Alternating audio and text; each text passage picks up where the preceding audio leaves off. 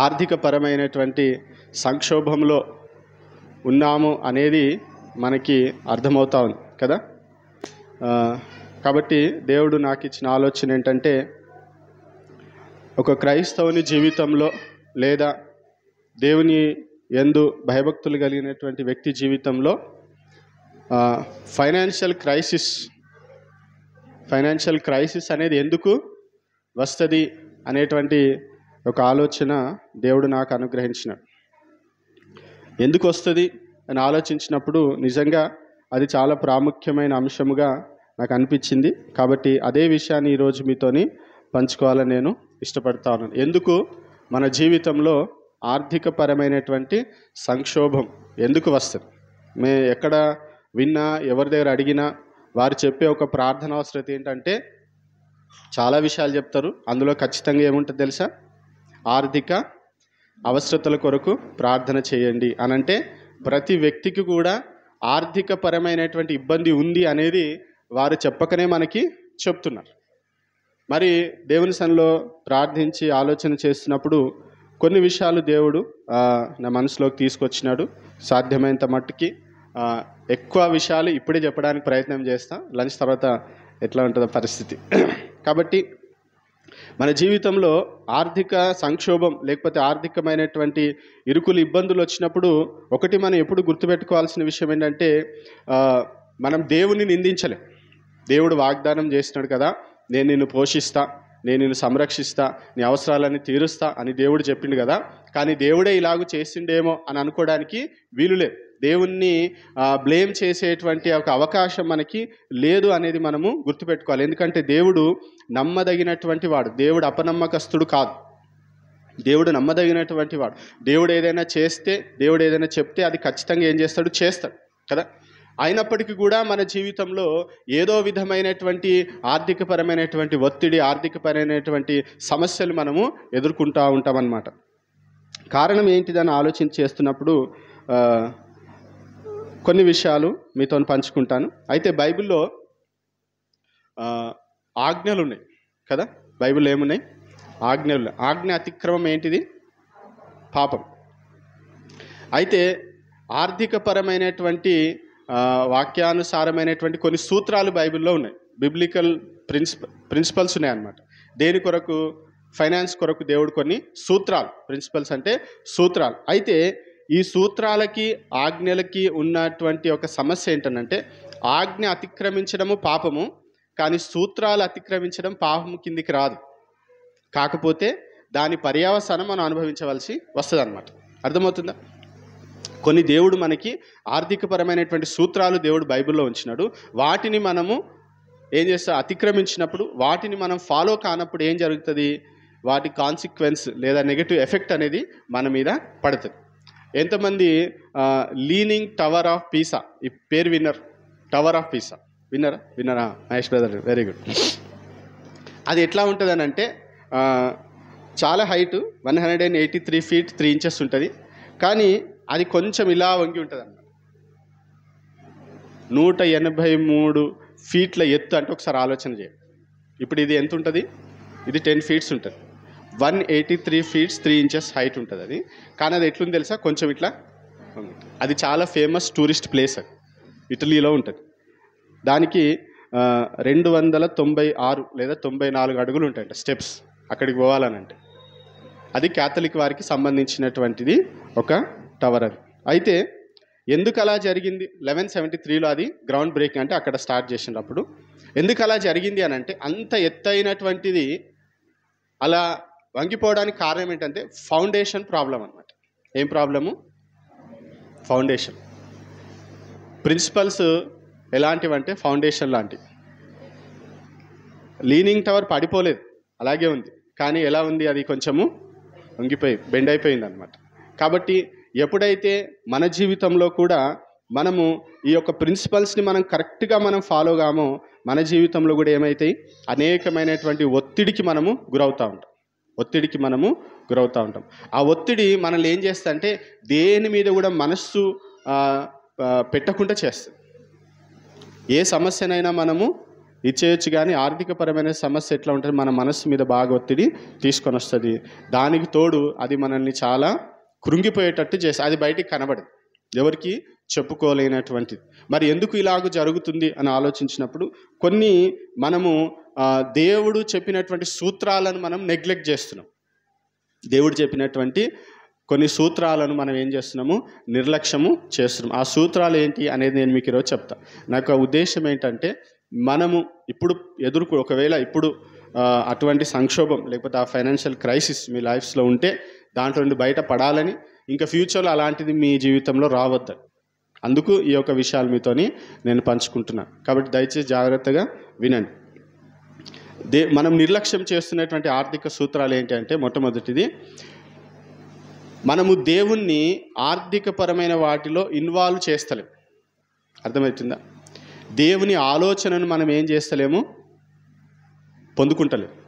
దేవుణ్ణి మనం ఏం చేస్తున్నామనంటే, ఆర్థికమైనటువంటి విషయాల్లో మీరు బయటనే ఉండండి అని చెప్తున్నాం. అర్థమవుతుందా? అంటే మన జీవితంలో ఏదైనా ఆర్థిక అంశం వచ్చినప్పుడు మనము దేవుని సన్నిధికి వెళ్ళి ఈ విషయంలో నేను ఏం చేయాలని మనం అడగడం లేదు. అడుగుతున్నారా? మనం ఏం చేస్తున్నాం తెలుసా? చాలాసార్లు సొంత నిర్ణయాలు తీసుకుంటున్నాం. ఏం చేస్తున్నాము? సొంత నిర్ణయాలు తీసుకుంటున్నాం. అంటే మనం ఎలా ఆలోచిస్తున్నామనంటే, ఇది నేను కష్టపడి సంపాదించిన సంపాదన కాబట్టి నేను ఏ నిర్ణయం తీసుకున్నా అది నా ఇష్టం అని అనుకుంటున్నాం. కానీ వాక్యం దానికి సపోర్ట్ చేయదు. అర్థమవుతుందా? ప్రతి విషయంలో దేవుని వాక్యం సెలవుస్తుంటే మనము ఆయనను సంప్రదించాలి. ఏం చేయాలి? ఆయనను మనము సంప్రదించాలి. అది ఏ విషయమైనా సరే, మీ యొక్క కుటుంబ విషయం కావచ్చు, మీ యొక్క వివాహ సంబంధమైనటువంటి విషయం కావచ్చు, మీ భవిష్యత్తు గురించిన విషయాలు కావచ్చు, మీ ఆర్థికపరమైన విషయాలు కూడా కావచ్చు. మనం అన్ని విషయాల్లో దేవుని సంప్రదిస్తాము, కానీ ఆర్థిక విషయంకి వచ్చేసరికి మనం దేవుని ఆలోచన మనం తీసుకోవడానికి మనము ఏం చేస్తలేము, ఇష్టపడతలేము. దేవుని దగ్గరికి వెళ్ళి అడగడం లేదు. మరి ఈ విషయంలో మీరు ఏం చేయమంటారు దేవా అని అడగడం లేదు. ఇక్కడ మనము చాలా మట్టుకు ఫెయిల్ అయిపోతుంది. అది ఫస్ట్ స్టెప్ అన్నమాట. అంటే దేవుని యొక్క కౌన్సిల్ని మనము వెతకడం లేదు. దేవుని యొక్క ఆలోచన, దేవుని యొక్క ఉద్దేశం ఏంటిది ఈ విషయంలో. దేవుడు మరి నాకు ఇంత డబ్బు ఇచ్చినాడు కదా, నాకు ఇంత సంపాదన ఇచ్చినాడు కదా, మరి ఈ విషయంలో నేను ఏం చేయాలని దేవుని అడిగేవారు చాలా చాలా చాలా చాలా తక్కువ. అడగకుండా మనం ఏం చేస్తున్నాము, మనకి ఇష్టానుసారంగా మనము వెళుతున్నాము. కాబట్టి దాని యొక్క కాన్సిక్వెన్స్ ఏంటిదనంటే, అనేక విధాలైనటువంటి ఆర్థికపరమైనటువంటి ఒత్తిడిని మనము ఎదుర్కోవలసి వస్తుంది. తర్వాత రెండోది, దేవుడు మనకిచ్చినటువంటి వాటిని దేవుని రాజ్యం కొరకు మనం విత్తడం లేదు. మనం ఏం చేయడం లేదు, దేవుని రాజ్యం కొరకు మనము విత్తడం లేదు. చూడండి, దేవుడు మనకు సంపదని ఎందుకు ఇస్తాడనంటే దేవుని రాజ్య విస్తరణ కొరకు. మీరు గుర్తుపెట్టుకోండి, మనకు కావలసిన దానికంటే దేవుడు ఎక్కువ ఇస్తున్నాడు. ఎందుకు ఇస్తున్నాడు? దేవుని రాజ్యము కట్టబడాలి, దేవుని రాజ్యము విస్తరించాలి. అవునా? దేవుడే అసలు మన పనేంటిది? ఈ లోకంలో ఉంటున్నప్పుడు మనం దేవుని రాజ్యాన్ని, దేవుని నీతిని వెతికేటువంటి వారం. దేవుని రాజ్యంని ఇక్కడ స్థాపించడానికి వచ్చినాం. ఆ రాజ్యం విస్తరించాలి అని అంటే మనం ఏం చేయాలి? దేవుని రాజ్యం కొరకు విత్తాలి. ఇప్పుడు మీరు చూడండి, మీరు ఇంతవరకు మీరు ఏం చేసినారో నాకు తెలియదు, కానీ గత సంవత్సరం నుండి కూడా మనం ఏం చేస్తున్నాము, బైబిల్ సొసైటీ అనే సంస్థకి, గిడియన్స్ అనేటువంటి సంస్థకు మనం ఏం చేస్తున్నాము, అర్థమవుతుందా? అలాగూ చేయడం ద్వారా మనం ఏం చేస్తున్నాం తెలుసా? దేవుని రాజ్య విస్తరణ కొరకు మనము విత్తుచున్నాం. కానీ అలాంటి పనులు చాలామంది చేయరన్నమాట. దేవుడు నీకు ఇచ్చినటువంటి సంపద ద్వారా దేవుని పనులు ఎంత మట్టుకు జరుగుతున్నాయి, అర్థమవుతుంది? అది దేవుడు మనకి ఇచ్చినటువంటి రెండవ సూత్రం అని. దాన్ని కూడా మనం ఏం చేస్తున్నాము, నిర్లక్ష్యము చేస్తున్నాం అన్నమాట. అర్థమవుతుంది? మూడోది, మనం ఏం చేస్తున్నామంటే మనలో జనరాసిటీ లేదు, దాతృత్వం లేదు, ల్యాక్ ఆఫ్ జనరాసిటీ. దేవుడు మనల్ని ఏ విధంగా పుట్టించినాడు? ఆయన స్వరూపంలో, ఆయన పోలికలో పుట్టినాడు. మన దేవుని స్వరూపం ఏంటిది? దేవుని స్వభావం ఏంటిది తెలుసా? ఆయనలో ఏముంది? దాతృత్వం ఉంది. మనలో ఏముంది? పిసినార్తనం ఉందా? దాతలు అంటారు కదా, అవునా? మనలో దాతృత్వం ఉందా? దాతృత్వం అని అంటే ధారాళంగా ప్రభు కొరకు లేదా ఏదైనా నీడ్ ఉంది అన్నప్పుడు ఒక కాజ్ కొరకు మనం ఏం చేయాలి, దాన్ని మనము వినియోగించాలి. ఆ దాతృత్వము ఈ రోజుల్లో చాలామంది క్రైస్తవుల్లో కనబడడం లేదు. చూడండి, లూకాసు వార్త 6వ అధ్యాయం 38వ వచనం. లూకాసు వార్త 6వ అధ్యాయం 38వ వచనం.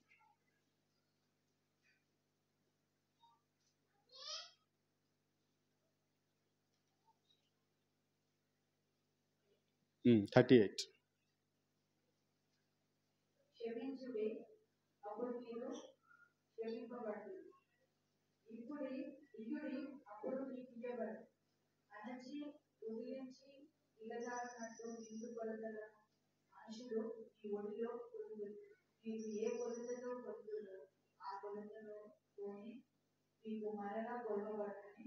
చూడండి, ఇక్కడ దేవుడు ఒక మాట, ఇయ్యుడి అప్పుడు మీకు ఇవ్వబడు.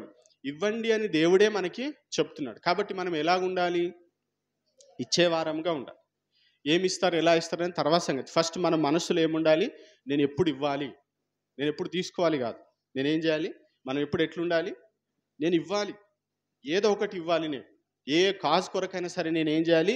ఇచ్చేవాడిగా ఉండాలి. దేవుడు ఏమన్నంటే మిమ్మల్ని ఆ విధంగానే మిమ్మల్ని చేసిన, మీరు మీలో నా జీన్స్ని, అర్థమవుతుందా? దేవుడు ఏమంటాడు? మీరు నా పోలికలో నా స్వరూపంలో మిమ్మల్ని నేను చేసిన, కాబట్టి మీరు ఎలాగుండాలి? నాలాగా ఉండాలి. అర్థమవుతుందా? కాబట్టి దేవుని యొక్క వాక్యం చెప్తుంది మీరు ఇవ్వండి అని. కానీ మనం మాత్రం ఏం చేస్తున్నాము? ఇచ్చే విషయంలో మనం చాలాసార్లు వెనకబడి పోతున్నాం. అర్థమవుతుంది? ఎంత ఇస్తున్నారు అనేది కాదు ఇక్కడ. ఇచ్చే మనసుందా మీకు అసలు? అర్థమవుతుందా? ఇచ్చే మనసుందా? అది మనము గమనించాలి. మత్తయి సువార్త 6వ అధ్యాయం 2వ వచనం. మత్తయి సువార్త 6వ అధ్యాయం 2వ వచనం.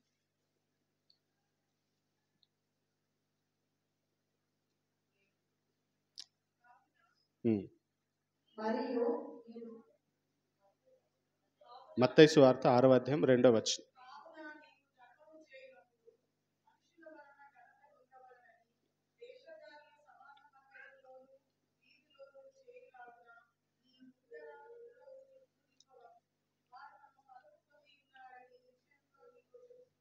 చూడండి,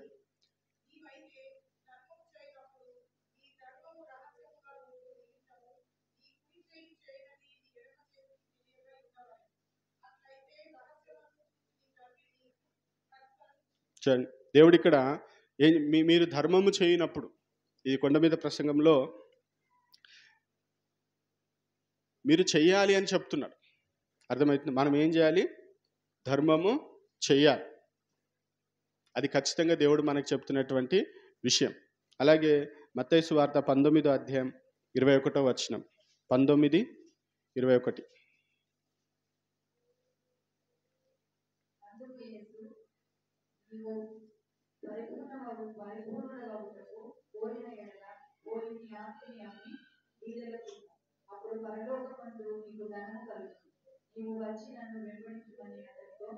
చూడండి, నీ ఆస్తిని అమ్మి ఎవరికి ఇవ్వాలట? బీదలకు ఇవ్వాలి. మీరు దాతృత్వం కలిగి ఉండాలి. ఆ దాతృత్వం మీరు ఏం చేయాలి? మీ క్రియలలో అది కనబడాలి. 37వ కీర్తన 37, కీర్తనల గ్రంథం 37వ కీర్తన 21వ వచనం. 21.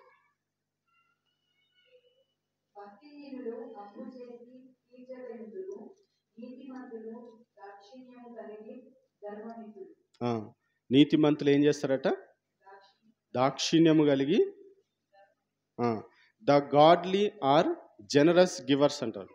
The godly are generous givers. మనము దేవుని సంబంధించినటువంటి వారు, అర్థమవుతుందా? దేవునికి చెందినటువంటి వారమైతే వారు ఎలా ఉంటారు? ధారాళముగా ఇచ్చేవారిగా ఉంటారు అని దేవుని వాక్యము సెలవిస్తుంది. కాబట్టి మనలో ఆ దాతృత్వం అనేది ఏమైపోతా ఉంది? అందుకే ఆర్థిక సంక్షోభం. ఒక సేవకుడు ఈ గివింగ్ గురించి స్టడీ చేస్తున్నప్పుడు ఆయనకు అనుకున్నటువంటి ఒక విషయం ఏంటంటే, ఆయన చెప్తున్నటువంటి మాట ఏంటంటే, బిలీవ్ అనేటువంటి మాట 272 సార్లు ఆయనకు దొరికిందట.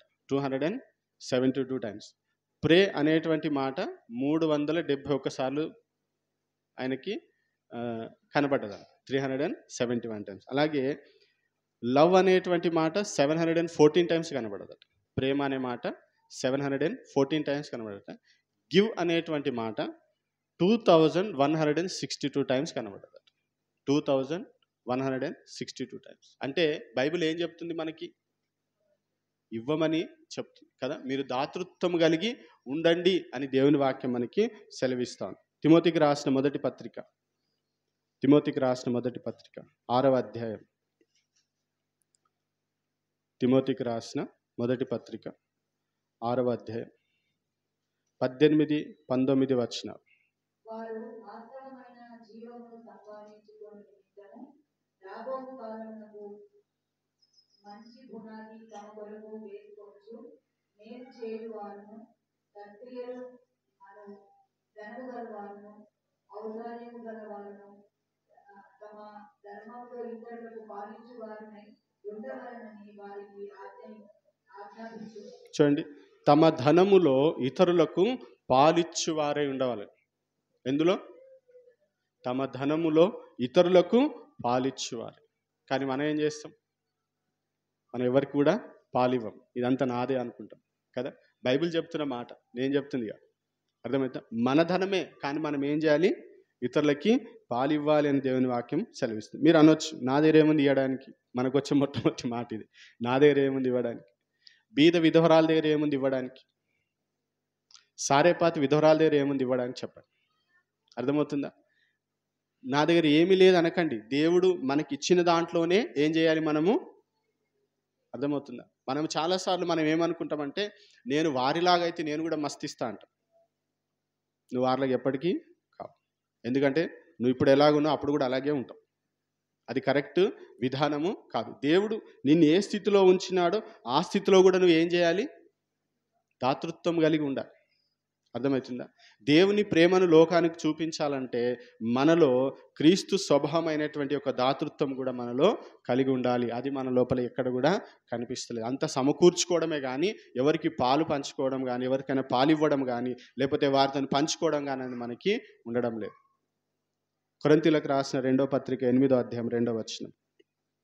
కొరింథీయులకు రాసిన 2వ పత్రిక 8వ అధ్యాయం 2వ వచనం.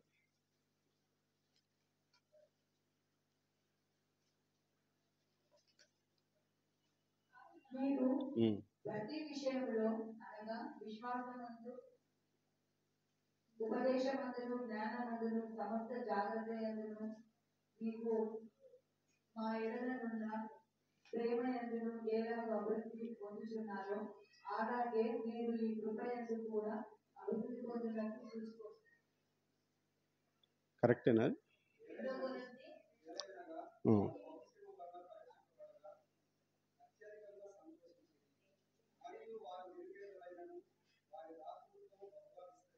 చూడండి, వారు నిరుపేదలైన, పేదవారు కాదు, వారు ఏంటంట?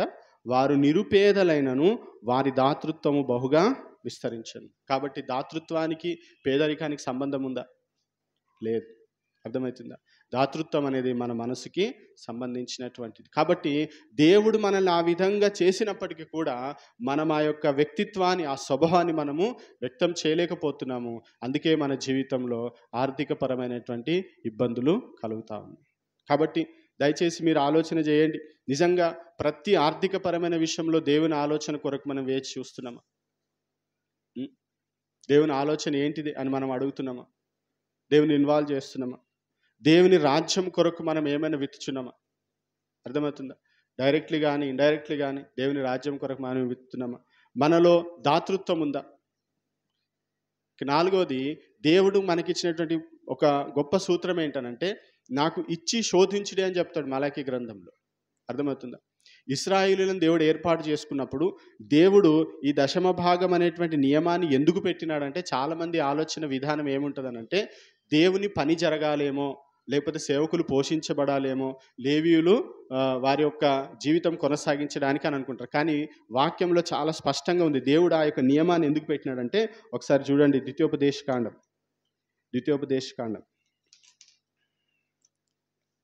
14వ అధ్యాయం 22, 23 వచనం. ద్వితీయోపదేశకాండము 14వ అధ్యాయం 22, 23 వచనాలు.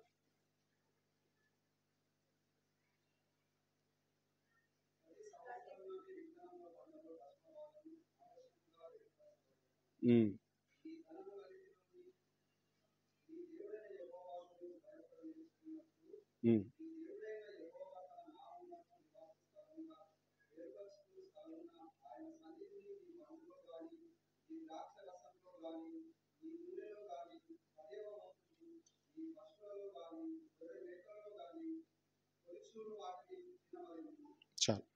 ఎందుకు ఇచ్చినాడు తెలుసా ఆ నియమం? ఆ వచనంలో ఏముంది? ఎందుకు ఇచ్చినాడు? ఎందుకు ఇచ్చినాడు ఈ నియమం?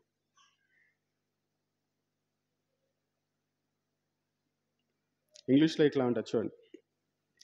That you may learn to fear the lord. భయపడి నేర్చుకున్నట్లుందా తెలుగులో? నీ దేవుడైన యెహోవాకు నీవు భయపడ నేర్చుకొనున్నట్లు. ఈ నియమము దేవుడు మొట్టమొదట ఎందుకు ఇచ్చినాడంటే దేవుణ్ణి ఆనర్ చేయడానికి. నిజంగా దేవుడు అంటే నీకు ప్రేమ ఉందా? నిజంగా దేవుడు అంటే నీకు గౌరవం ఉందా? నిజంగా దేవుడు అంటే నీకు నమ్మకం ఉందా? ఉంటే నువ్వేం చేస్తావు? ఏం చేస్తావు? దేవుడు నీకు ఇచ్చిన దాంట్లో ఈ 10% అనేది నువ్వు ఖచ్చితంగా తీసి పెడతావు. ఇప్పుడు ఇది పాత నిబంధన రూలా, కొత్త నిబంధన రూల్ అనే దాని గురించి ఇప్పుడు నేను ప్రస్తావించాను. ఈ విషయాలు నేను మీకు చాలాసార్లు చెప్పిన. కానీ మన లోపల ఏం చేస్తున్నామంటే మనం ఫెయిల్ అవుతున్నాం. మనం ఏమనుకుంటున్నామనంటే నేను ఇవ్వడం లేదు అని ఒకటే ఆలోచిస్తున్నాం, కానీ నువ్వు దేవుణ్ణి సన్మానిస్తలేవు. అర్థమవుతుందా? దేవుణ్ణి గౌరవిస్తలేవు. నువ్వు నమ్ముతలేవు. ఇస్తే ఏమవుతుంది? మనకు కొంత తక్కువైతే, అంటే దాని అర్థం ఏంటిది? తక్కువైతే నేను ఎట్లా పోషించబడతా, తక్కువైతే నేను ఎలాగూ నా బిల్స్ అన్ని పే చేసుకుంటా అని ఆలోచిస్తున్నాం. అంటే దేవుడు నీకు సహాయం చేయడేమో అనేటువంటి అపనమ్మకం అక్కడ నువ్వేం చేస్తున్నాము? వ్యక్తము చేస్తున్నాం. అది కారణం. అర్థమవుతుంది? కాబట్టి మన జీవితంలో అసలు ఇవ్వడం ఎక్కడ స్టార్ట్ అవుతుందంటే ఈ 10% దగ్గరనే అది బిగినింగ్ అనమాట. అది స్టార్టింగ్ పాయింట్ అనమాట. ఒకవేళ మనం ఇంకా అది స్టార్ట్ చేయలేదనంటే మీరు ఇంకా దేవుని యొక్క ప్రిన్సిపల్ని మీరు ఫాలో అవుతలేరు. మీరు కూడా టవర్ ఆఫ్ పీస్ అలాగూ ఎలా ఉన్నారు? అది దాని ద్వారా నష్టమా? దాని ద్వారా మీకు ఏమైనా ప్రమాదమా? ఏం ప్రమాదం ఉండదు. కానీ దేవుడు అనుకున్నంతగా, దేవుడు కోరుకున్నట్టుగా మనం దేవుని కొరకు జీవించలేం. అర్థమవుతుందా? దాని ద్వారా నష్టమేం లేదు. మీరు ఇవ్వకపోతే దేవుడు మిమ్మల్ని ఏం కొట్టడు. అర్థమవుతుందా? ఇవ్వకపోతే నష్టం ఎవరికి జరగదు. కానీ ఆ సూత్రాన్ని మనం పాటించకపోతే మన జీవితంలో ఫైనాన్షియల్ క్రైసిస్ అనేది మనము చూడవలసి వస్తుంది. దేవుడు మనల్ని అనుకున్నంతగా దేవుడు మనల్ని వాడుకోవడానికి లేదా మనం నిలబెట్టడానికి ఆస్కారము ఉండదు. మీరు అక్కడ చూడండి, దేవుడు అక్కడ అంటున్నాడు, నివాస స్థానముగా, తన నామమునకు నివాస స్థానముగా ఏర్పరచుకున్న స్థలము ఆయన సన్నిధిలో. అర్థమవుతుంది? నివాస స్థానం. చాలామంది మీకు ఎంతమంది గుర్తుందో 3 గివింగ్లు ఉంటాయి. Grudge giving, duty giving, thanks giving అనమాట. అర్థమవుతుంది? గ్రడ్జ్ గివింగ్ అంటే ఇక కొంచెం సనుక్కుంటా గొన్నుకుంటా ఇస్తారు. డ్యూటీ గివింగ్ అంటే ఇచ్చినది అంటారు. నా బాధ ఏంటంటే ఆ ఇచ్చినది అన్నంటే నీకు బ్లెస్సింగ్ ఏది మరి? దేవుడు కూడా ఏమంటారు? అర్థమవుతుంది నేను చెప్తుంది? ఎందుకు మరి నువ్వు ఇప్పుడు అది విత్తనమైనప్పుడు అది ఫలించాలి కదా. విత్తినప్పుడు పంట రావాలి కదా. పంట రావాలి, మనం విత్తుతలేం. ఇక్కడ దయచేసి గుర్తుపెట్టుకోండి, దేవుడు మనకి ఇస్తాడని మనం ఇస్తలేం. దేవుడు మనకి ఇచ్చినాడని కృతజ్ఞతతో మనం దేవుని సన్నిధిలో ఆ యొక్క 10% అనేది మనము ఇస్తున్నాం. దేవుడు ఎవరికి రుణస్థుడు కాడు. అర్థమైంది? ఇక్కడ మనము ఎందుకు దేవుని నమ్మలేకపోతున్నాం? ఎందుకు దేవుణ్ణి మనం ఎందుకు దేవుణ్ణి మనం ఘనపరచలేకపోతున్నాం? ఎందుకు ఫెయిల్ అవుతున్నాం మనం? అర్థమవుతుందా? దేవుని యొక్క సూత్రాలు మనం పాటిస్తే నిజంగా చాలా మట్టుకు మనము వర్ధిల్లుతాం. కాబట్టి మొట్టమొదటిది వీఆర్ నెగ్లెక్టింగ్ గాడ్స్ ప్రిన్సిపల్. రెండవది, మనకు ఈ యొక్క సంపద, భౌతికవాదం, మెటీరియలిజం గురితో ఉన్నటువంటి ప్రమాదాల గురించినటువంటి అవగాహన మనకి లేదు. అర్థమవుతుందా? డబ్బు ఏం చేస్తుంది? భౌతికవాదం, మెటీరియలిజం కరెక్ట్ వర్డ్, భౌతికవాదం. ఈ భౌతికవాదం అనేది ఎంత ప్రమాదకరమైంది అనేది మనకి అర్థమవుతలేదు. దాంతో కూడా మనం చాలాసార్లు ఇరుకుల్లో, సమస్యల్లో మనము పడిపోతున్నాం అనమాట. అంటే ఈ యొక్క డబ్బుకి ఏమైనా క్వాలిటీస్ ఉన్నాయనుకుంటున్నారా? ఆ మధ్య మేము యోబు గ్రంథాన్ని స్టడీ చేస్తున్నాం, బైబిల్ స్టడీ. డబ్బుకి ఏమైనా క్వాలిటీ ఉందా? కలర్ ఉందా? వాసన ఉందా? అది లివింగ్ థింగా, నాన్ లివింగ్ థింగ్ కదా? అది నాన్ లివింగ్ థింగ్. అది ఏడవాడి ఉంటే ఏడవాడేస్తే ఆడవాడి ఉంటుంది, అంతే కదా. మీ 1,00,000 కానీ 1,00,000 కానీ మీరు ఎక్కడైనా పడేసినా అక్కడే వాడి ఉంటుంది, ఎటైనా పోతుందా? పోదు. కానీ ఆ సంపద మనల్ని ఎట్లా చేస్తుంది తెలుసా? మనలో ఏం తీసుకొస్తుంది తెలుసా? గర్వాన్ని తీసుకొని వస్తుంది. ఏం తీసుకొస్తుంది? గర్వాన్ని తీసుకొని వస్తుంది. అది చాలా ప్రమాదం. అర్థమవుతుందా? డబ్బున్న వారిని చూడండి, వాళ్ళ లోపల ఫస్ట్ క్వాలిటీ మనకి ఏం కనబడుతుంది? మనం కూడా గమనిస్తాం కదా. అప్పుడేమో మంచిగానే ఉండి ఈ మధ్య బాగా పైసలు వచ్చేసరికి కళ్ళు ఎత్తికెక్కి. ఏం చేసింది డబ్బు? మన మనసే కదా. డబ్బులో ఏం లేదు. చూడండి, తిమోతికి రాసిన మొదటి పత్రిక, తిమోతికి రాసిన మొదటి పత్రిక 6వ అధ్యాయం, తిమోతికి రాసిన మొదటి పత్రిక 6వ అధ్యాయం 17వ వచనం.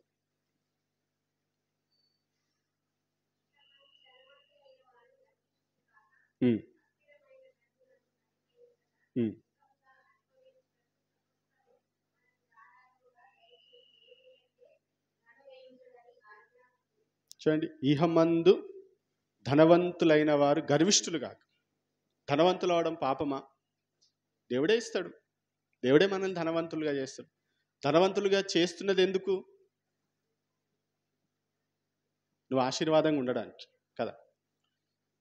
ఇప్పుడు మనం ఎవరికైనా సహాయం చేయాలి, మనం అనేకులకు దీవెనకరంగా ఉండాలంటే దేవుడు మనం బ్లెస్ చేస్తేనే కదా మన ఇతరులను బ్లెస్సింగ్గా ఉంటాం. దేవుడు మనం బ్లెస్ చేస్తాడు. అయితే బ్లెస్ చేసినప్పుడు మనం ఏం కావద్దంటే మనలో ఏం రావద్దు? గర్వం రావద్దు. గర్వం రావద్దు. ధనవంతులైన వారికి ఏమని ఆజ్ఞాపించమంటే, వారు గర్విష్ఠులు కాక అస్థిరమైన ధనమందు నమ్మిక ఉంచొద్దు. ధనం ఎలాంటిది? అస్థిరమైనది. అది స్థిరంగా, అది ఎప్పుడు నా దగ్గర ఉంటుంది అనుకుంటుంది. అదేమవుతుంది? అటు ఇటు పోతా ఉంటుంది. వాటి యందు మనం నమ్మకము ఉంచొద్దు. కాబట్టి ధనము మనల్ని ఏం చేస్తుంది? గర్వాన్ని తీసుకొని వస్తుంది, దేవునికి దూరం చేస్తుంది. తెలుసా ఆ సంగతి? ధనము మన జీవితంలో విగ్రహంగా మారే ప్రమాదం ఉంది. దేవుని స్థానం తీసుకోగలిగినటువంటి శక్తి దేనికైనా ఉంది అంటే అది ధనంకే ఉంది, ఇంకా దేనికి లేదు. దేవుని స్థానాన్ని తీసుకుంటుంది. మత్తయి సువార్త 6వ అధ్యాయం 24వ వచనం. మత్తయి సువార్త 6వ అధ్యాయం 24వ వచనం.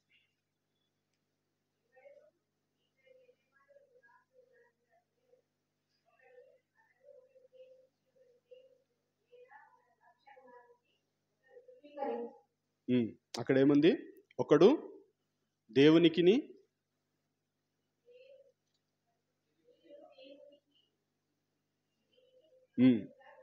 సిరి అంటే తెలుసు కదా.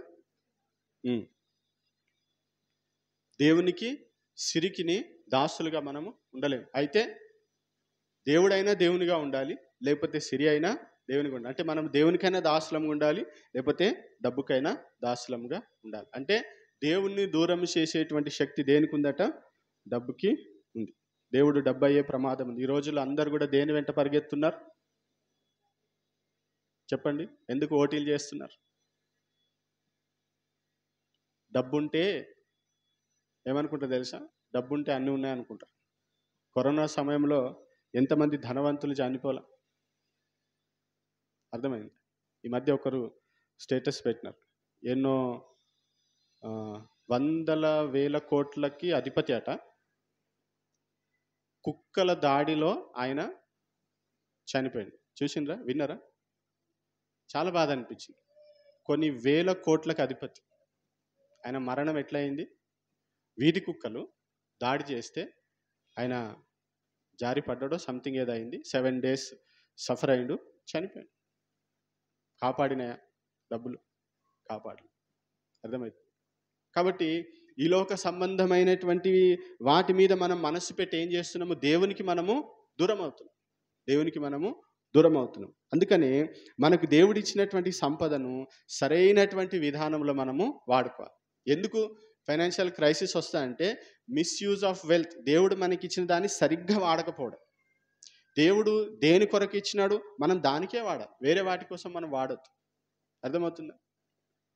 నేను ఏదైనా కార్యక్రమం చేస్తున్నప్పుడు ఎవరైనా ఈ పరిచర్య కొరకు ఏదైనా ఇస్తే నేను అడుగుతా, ఇది దేనికి వాడాలి అని. వీరు దీనికే వాడంటే నేను దానికే వాడతాను. అర్థమవుతుందా? ఏదైనా దేవుని సేవనే కదా, ఇదైతేంది అదైతేంది కాదు కాదు. వారి మనసులో దేవుడు ఫలానా దానికి ప్రేరేపించి ఇచ్చినాడు కాబట్టి నేను దానికే వాడా, అప్పుడే అది ఆశీర్వాదం. దేవుడు వాటిని గమనిస్తూ ఉంటాడు.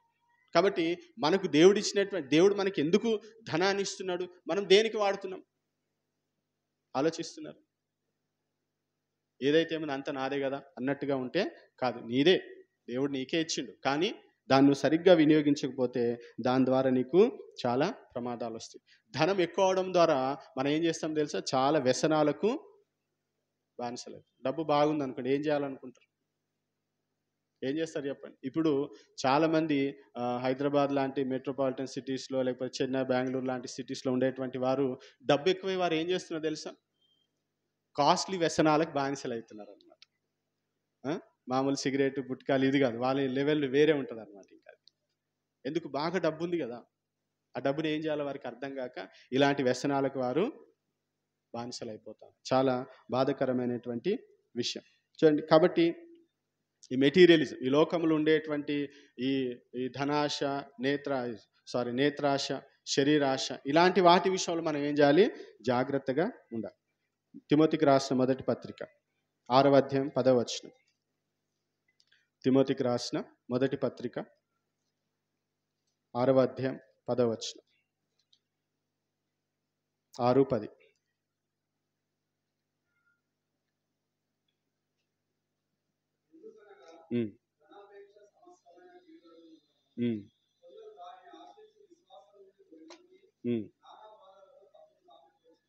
ఏం చేసిరట?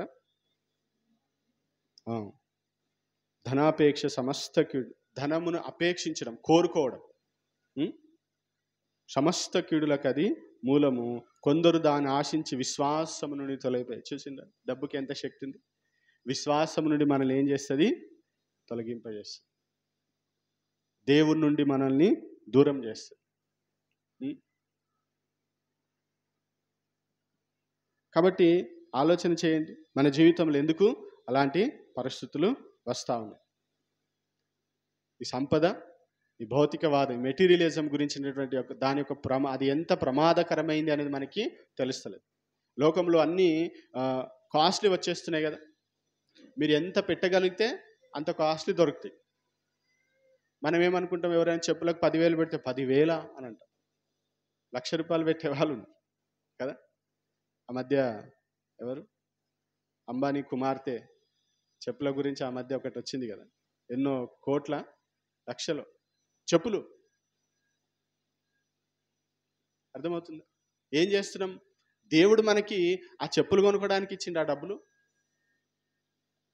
చెప్పండి, అందుకే ఇచ్చిండా? కాదు కదా. ఎందుకు మనము అంత కామన్ సెన్స్ కూడా లేకుండా మనకు దేవుడిచ్చిన దాన్ని మనము వ్యర్థమైన వాటికి, అర్థమవుతుందా, లోక సంబంధమైనటువంటి వాటి కొరకు మనము వ్యర్థము చేస్తున్నాం. కాబట్టి అది చాలా ప్రమాదం. ఆ ప్రమాదాన్ని మనం గ్రహించక మనం ఏం చేస్తున్నాము? డబ్బు విషయంలో మనం చాలా అస్తవ్యస్తము అవుతున్నాం. మూడోది, రాంగ్ డెసిషన్స్. మనం తీసుకుంటున్నటువంటి తప్పుడు నిర్ణయాల వలన మన జీవితంలో ఫైనాన్షియల్ క్రైసిస్ అనేది వస్తుంది. రాంగ్ డెసిషన్స్, మనము చాలా రాంగ్ డెసిషన్స్ మనము తీసుకుంటూ ఉంటాం అన్నమాట. తీసుకున్నారా? తీసుకొనే ఉన్నారు. మనందరికి తెలుసు కదా మన సంగతి. ప్రార్థనే చేస్తూ ఉన్నాం బాగా. సామెతల గ్రంథం 21వ అధ్యాయం 20వ వచనం. సామెతల గ్రంథం 21వ అధ్యాయం 20వ వచనం.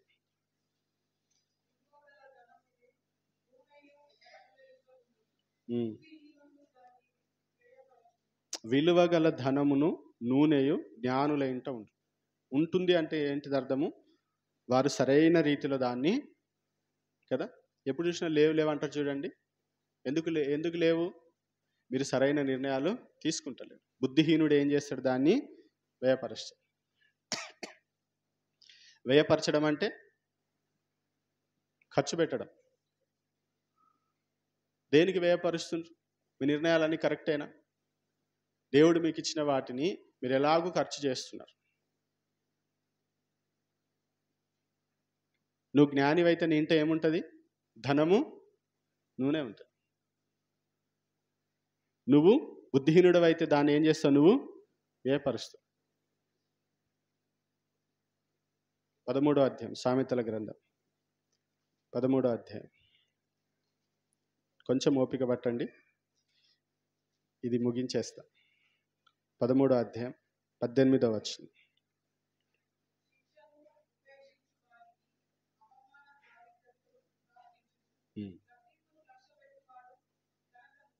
గద్దింపును లక్ష్య పెట్టువాడు అనేటువంటి అక్కడ రాసిన ఒక ఉద్దేశం ఏంటంటే, దేవుడు ఏదైనా హెచ్చరిక చేస్తున్నప్పుడు మనం ఏం చేయాలి? దాన్ని లక్ష్య పెట్టాలి. అయ్యో దేవుడు ఎందుకు ఈ విషయంలో నన్ను హెచ్చరిక చేస్తున్నాడు అన్నప్పుడు మనం ఏం చేయాలి?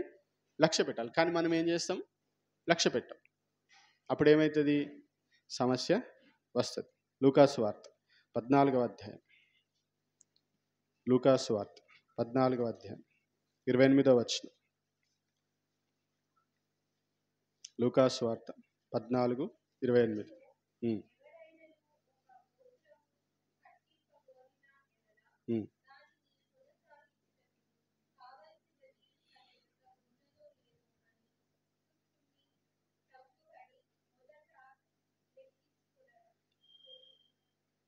లెక్క చూచుకొనడా?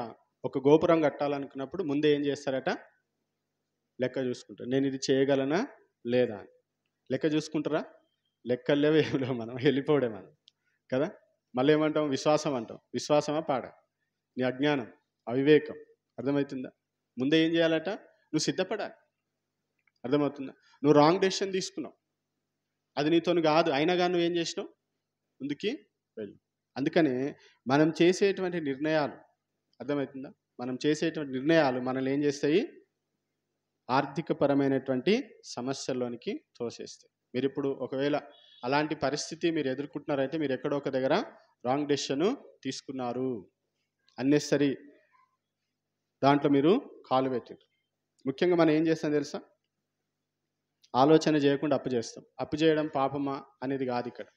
పాపం అని దేవుడు ఎక్కడ కూడా చెప్పలేదు. స్టార్టింగ్లో చెప్పిన అది ఆజ్ఞ కాదు, అదొక ప్రిన్సిపల్, అదొక సూత్రం. ఏంటిది? చేయొద్దు, కొన్ని చేయొద్దు అంతే. కానీ మనం ఏం చేస్తాం? చేసేస్తాం. చేసిన తర్వాత మన లోపల ఏముంటుంది? ఒక భారం అనేది మన మీద ఉంటుంది అన్నమాట. ఈ దీంట్లో నుండి నేను ఎప్పుడూ బయటపడతా. నువ్వు స్వేచ్ఛగా ఉండలేవు. నీ మీద ఒక భారం ఉంది. అప్పుడు నువ్వేం చేయాలి? తీర్చాలి. అంటే నువ్వు ఒక దానికి దాసులంగా మనము అయిపోయినాం. ఈ మధ్య బాగా క్రెడిట్ కార్డ్స్ వస్తున్నాయి. లోన్ కావాలా? ఫోన్ ఓపెన్ చేయగానే ఏమొస్తున్నాయి? ఒక్క క్లిక్కే, అవునా? ఎన్ని లక్షలు అంటే ఎన్ని లక్షలు కదా. ఏమంటారు? You are eligible for 10 lakhs 20 lakhs. వాడు ఇచ్చేస్తుంటాడు. మనం ఏమనుకుంటాం? వాడు ఉత్త పుణ్యానికి ఇస్తున్నాడు అనుకుంటాం. నొక్కినామా ఇక వారి తర్వాత నొక్కుతాడు మనల్ని. అర్థమవుతుంది? కాబట్టి దయచేసి ఇటువంటి వాటిలో మనం ఏం చేయొద్దు?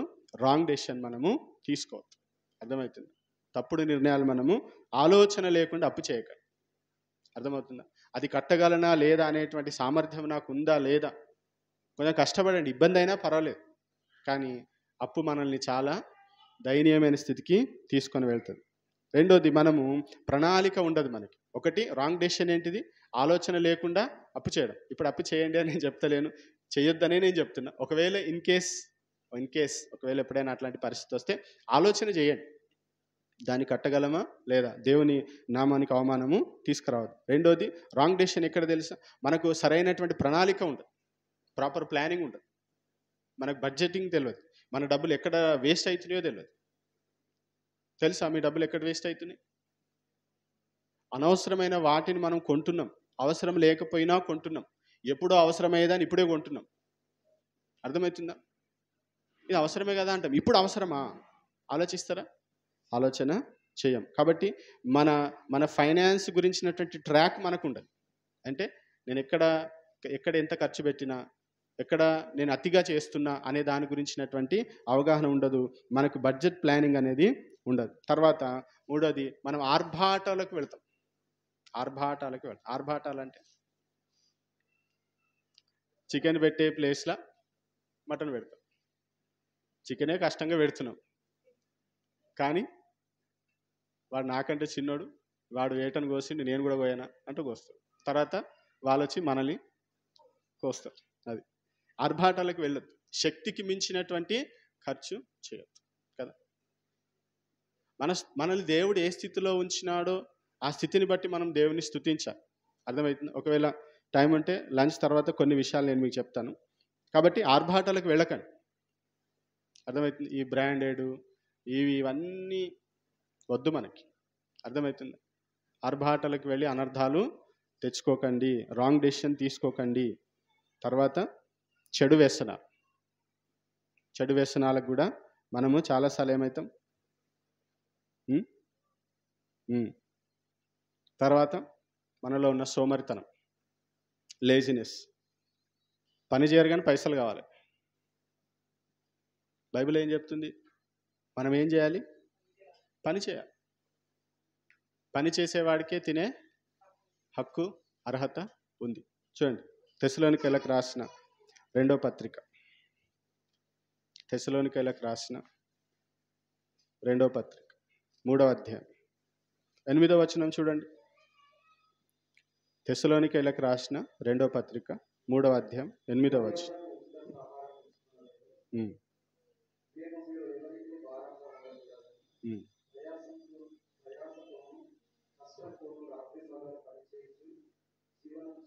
చూడండి, ఎవని యొద్దను ఉచితముగా మేము ఆహారం పుచ్చుకోలేదు. మేము తింటే ఏం చేసినాము? పని చేసినాం. అర్థమవుతుందా? ఒకవేళ తింటే మేము పే చేసినాం. మేము మీలో ఎవనికి భారముగా ఉండకూడదు.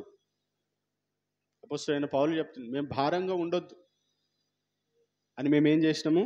రాత్రింబగళ్ళు ప్రయాసముతో మేము రాత్రింబగళ్ళు పని చేయొచ్చు జీవనము చేసితిమి. అపోస్తలుడైనటువంటి పౌలు పని చేసినాడు. 12వ వచనం చూడండి. ఇదే 3వ అధ్యాయం.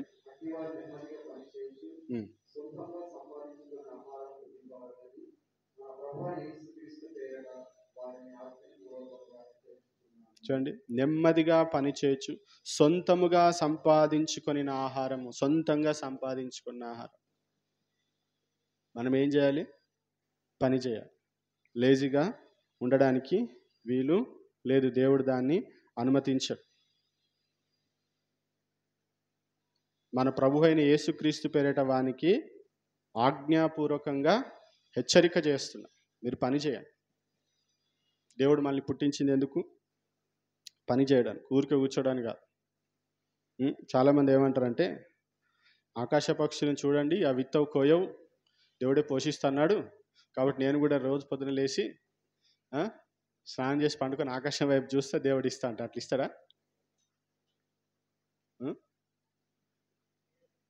దేవుడు ఆదాముని సృష్టించినప్పుడే దేవుడు ఆదాముకి ఏం చేసిండు? పని అప్పగించి. అర్థమవుతుందా? పని అప్పగించి. ఆయన శిష్యులు ఎవరైనా చూడండి, అందరూ పని చేసేటోళ్ళే. ఊరికే ఉన్న వాళ్ళని దేవుడు వాడుకోడు. ఊరికే ఉన్న వాళ్ళని దేవుడు వాడుకోడు. పేతురు పని చేసేవాడు, అంద్రేయ పని చేసేవాడు.